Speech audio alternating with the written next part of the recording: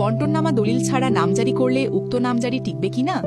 বন্টননামা দলিল ছাড়া ওয়ারিশ সূত্রে নামজারি করা গেলেও তা সাধারণত টিকবে না বা বৈধতা পাবে না, কারণ এটি আইনত অন্যান্য ওয়ারিশদের অধিকার ক্ষুণ্ণ করে এবং ভবিষ্যতে বিরোধের সৃষ্টি করতে পারে। তবে ভূমি মন্ত্রণালয়ের নির্দেশনা অনুযায়ী ওয়ারিশরা যৌথভাবে আবেদন করলে বন্টননামা ছাড়াই নামজারি হতে পারে, কিন্তু সুনির্দিষ্ট সীমানা বা চৌহদ্দি নির্ধারণের জন্য বন্টননামা বা ফারায়েজ জরুরি, নতুবা বিক্রি বা হস্তান্তর করা কঠিন হয় এবং নামজারি বাতিলও হতে পারে। বন্টননামা জরুরি কেন? আইনি বাধ্যবাধকতা।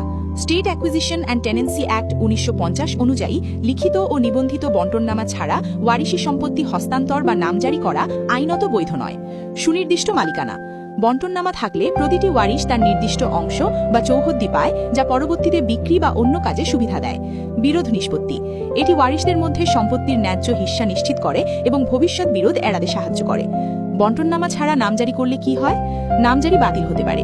অন্য ওয়ারিশরা আপত্তি জানালে বা মিসকেস করলে এসি ল্যান্ড অফিস বন্টননামা ছাড়া করা নামজারি বাতিল করে দিতে পারে। আইনি স্বীকৃতি থাকে না। রেকর্ডে মালিকানা সুনির্দিষ্ট না হওয়ায় আইনি স্বীকৃতি পাওয়া যায় না এবং খাজনা দিতেও সমস্যা হয়। বিক্রয়ে বাধা। নির্দিষ্ট চৌহদ্দি না থাকায় ওয়ারিশ তার অংশ বিক্রি করতে পারে না বা বিক্রয় করলে তা বৈধ হয় না।